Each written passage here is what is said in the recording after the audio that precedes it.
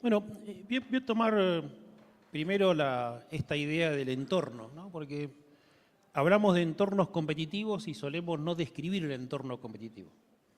Entonces me parece importante poder incluir ese aspecto central.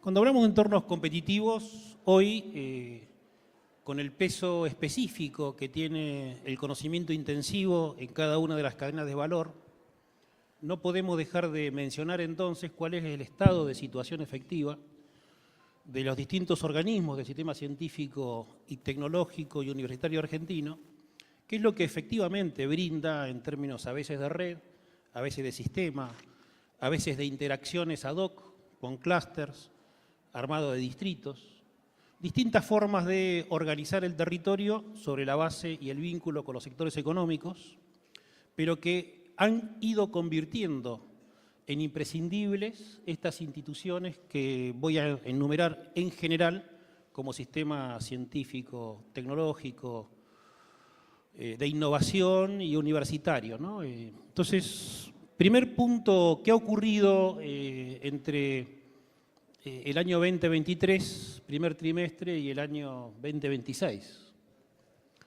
Por ejemplo, el CONICET ha tenido una caída de más del 32% de su presupuesto, un organismo importantísimo en este tipo de propuestas cuando consideramos la innovación como elemento central.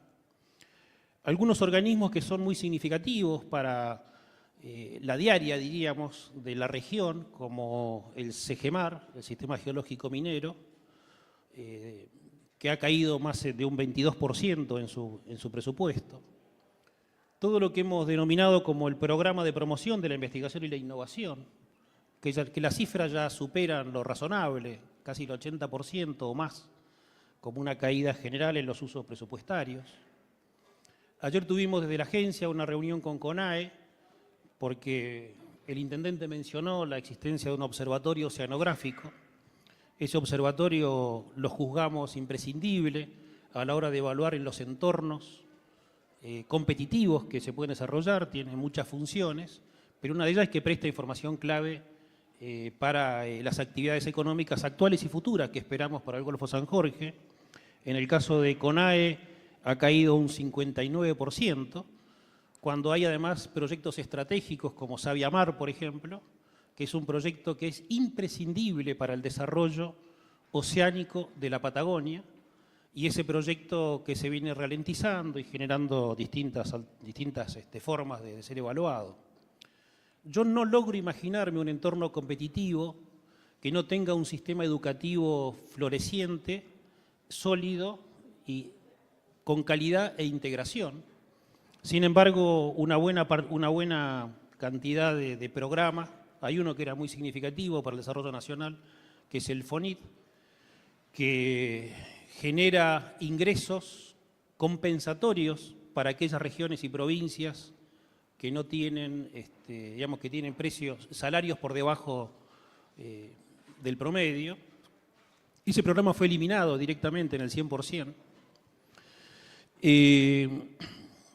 El sistema de becas de estudiantes, estamos en una época en que la transformación tecnológica y los perfiles de las competencias laborales se están transformando de manera exponencial. Hay países que están cerrando carreras enteras. Ayer tuve una reunión con un experto en inteligencia artificial, quien ya está trabajando él con 5 agentes, literalmente. Abre su computadora y tiene 5 agentes, cada uno experto en algo. Ese nivel de expertise le permite dialogar con buena parte del mundo, y hay uno de los agentes que genera la totalidad de la acción de la tarea administrativa de su empresa. La totalidad. Está ya, manda, despacha correos electrónicos, recibe, analiza, alerta, avisa, se conecta, le trae información del día sobre novedades de su industria, permite identificar mercados más baratos. Y son 5 agentes que es esencialmente una laptop mediana, ni siquiera de las mejores, que utiliza de manera intensiva distintos productos de la inteligencia artificial, y que puestos esos en una escala mayor, diríamos que provocarían o provocan ya concretamente un cambio en todas las posibilidades de incorporación a la economía.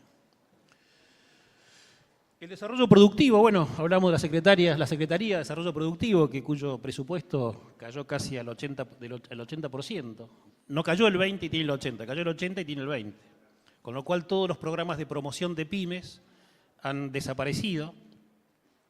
Entonces nosotros cuando hablamos de entornos competitivos no podemos hacerlo solo desde el punto de vista conceptual. Tenemos que hacerlo desde el funcionamiento específico de un sistema.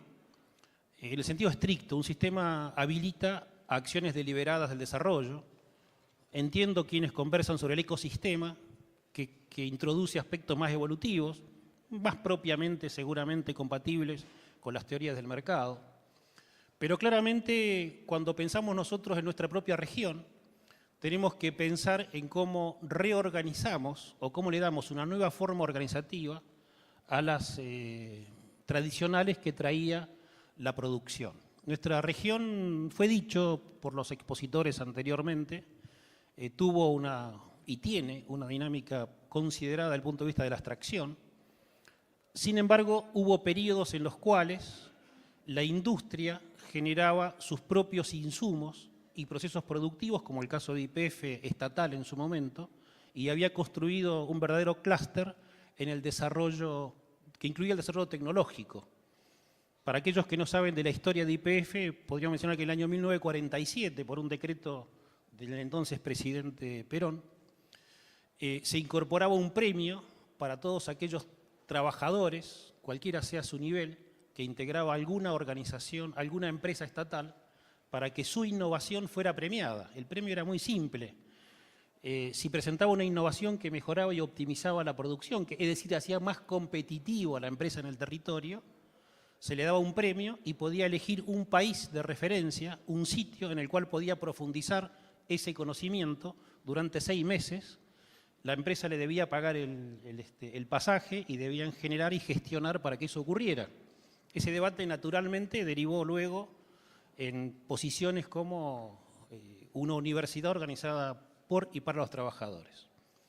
Entonces, quiero completar este aspecto. Para nosotros resultan importantes todos los conceptos que hacen al desarrollo local, algunos procedientes de las teorías francesas, de los milieux innovadores, las teorías italianas de los distritos, nuestras propias experiencias históricas basadas en parques industriales y tecnológicos, o los posibles clústeres que se están generando. Y eso los consideramos a esta altura imprescindibles para abordarlos, pero no para repetir el ciclo de la dinámica extractiva exclusivamente, sino para agregar nuevos componentes en el agregado de valor. Voy a dar un ejemplo solo.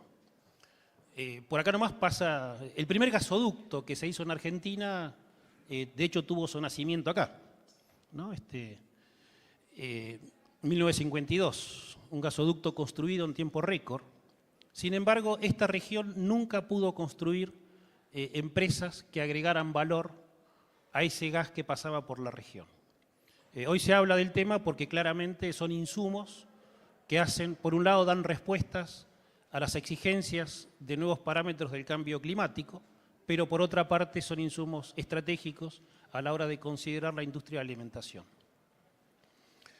Entonces nosotros estamos viendo que problematizar los entornos competitivos es el primer paso para considerar que no puede haber una reorganización, cualquiera sea el formato, parque industrial, parque tecnológico, lo que fuera, si no logramos que todo el territorio forme parte activa de los procesos de desarrollo. Y me parece que esto es importante. La verdad que cuando se fueron construyendo las mesas, esto de agregarle al formato de parque industrial el desafío de debatir sobre los entornos competitivos, me parece que fue muy importante, porque eso permite no dejarlo en el plano de la gestión casi administrativa de las empresas, sino que agregar la condición misma del proyecto del territorio. Bueno, y que esté Anastasia en esta mesa también es un placer especial. Hemos estado conversando con su área durante un tiempo largo, proyectos que hacen a programas energéticos. ¿Y eso por qué? Porque no existe entorno competitivo meramente local. se puede caer en un localismo irrelevante, y eso se ha observado permanentemente en ciertas líneas de la gestión política y de ciertas propuestas de leyes y normas que, priorizando el desarrollo local, inadvertidamente cae en una especie de localismo irrelevante que no interactúa con el mundo ni interactúa con los niveles nacionales. Uno podría decir en realidad que no existe desarrollo local sino desarrollo nacional. Y también podríamos decir que no desarrollo nacional si no existen interacciones en un mundo, por lo menos de deseo multipolar, que permita reestructurar las estrategias de desarrollo y de cooperación entre empresas, trabajadores, organizaciones y sistemas científico-tecnológicos. Hago un ligero punteo entonces. Primero, no podemos obviar la situación actual del sistema científico, tecnológico, de innovación y universitaria cuando hablamos de competitividad. ¿Por qué? Porque la consecuencia de eso es colocar el concepto de competitividad exclusivamente en el primer costo que suelen recortar, que es el de los trabajadores. Y podemos decir, con la experiencia que hemos tenido en este tiempo, que tanto la provincia de Santa Cruz como la provincia de Chubut han sido de alguna manera, están sufriendo las consecuencias de ese concepto, porque la destrucción llega a casi el 12% del empleo registrado privado en Santa Cruz en los últimos 2 años, y en el caso de Chubut está cerca del 9%. Son cifras históricamente, o sea que no tienen registro histórico respecto, y acá no estoy contando empleos estatales, o sea, estamos contando empleo privado exclusivamente. Entonces estamos ante una transformación formidable de las estructuras productivas con impacto directo en el empleo, producto de considerar que la competitividad es exclusivamente un problema de disminución de costos, inducido especialmente hacia la baja de las estructuras salariales. Claramente eso es el reflejo de algunos de los debates que se han dado últimamente en el país. Y el otro, que lleva de la mano al no tomar estos aspectos, es creer que el costo ambiental es un costo, el daño ambiental para ser más preciso, es un costo y es un riesgo que no debe incorporarse en las estrategias productivas. Entonces, me parece que estamos ante la necesidad de distinguir claramente de qué hablamos cuando hablamos de competitividad. O hablamos de una competitividad que incluya estos componentes, o terminamos resignados a una competitividad originada en teorías más financieras, diríamos, con altos costos sociales, empezando por los costos laborales.